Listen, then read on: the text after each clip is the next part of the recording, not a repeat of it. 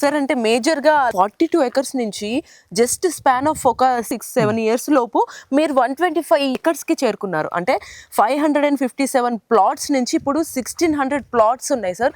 ఎలా grow అవ్వగలిగారు and next మరి ఈ ప్రెమిసెస్ ఎలా గ్రో అవుతుంది అంటారు సార్? మన ఏరియా అని కాదు, ఓవరాల్గా మనకి హైదరాబాద్ పరంగా చూసుకుంటే హైదరాబాద్ ఇప్పుడు గ్లోబల్ బిజినెస్ హబ్గా కూడా హైదరాబాద్ని చెప్పుకోవచ్చు.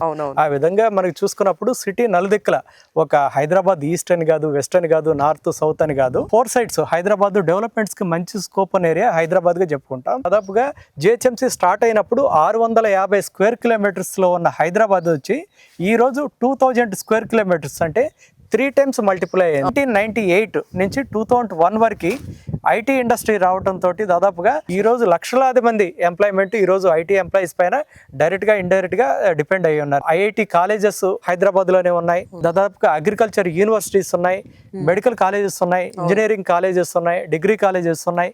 ఈ విధంగా ఒక ఎడ్యుకేషనల్ హబ్ లాగా మనకి ఇది ఏర్పడింది.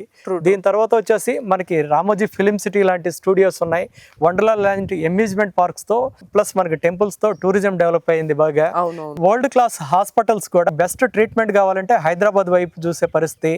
ఈ రోజు కోవిడ్ లాంటి వ్యాక్సినేషన్స్ హైదరాబాద్ లోనే తయారై మన ప్రపంచానికి అందించగలిగాం. అంటే సిటీ అవుట్ సైడ్ నుంచి మైగ్రేట్ అవడానికి హైదరాబాద్ కి ఇక్కడున్న అట్మాస్ఫియర్ కానీ, ఇక్కడుండే ఇన్ఫ్రాస్ట్రక్చర్ కానీ, వీటిపైన పబ్లిక్ వీటన్నిటిని బేస్ చేసుకొని వస్తున్నారు.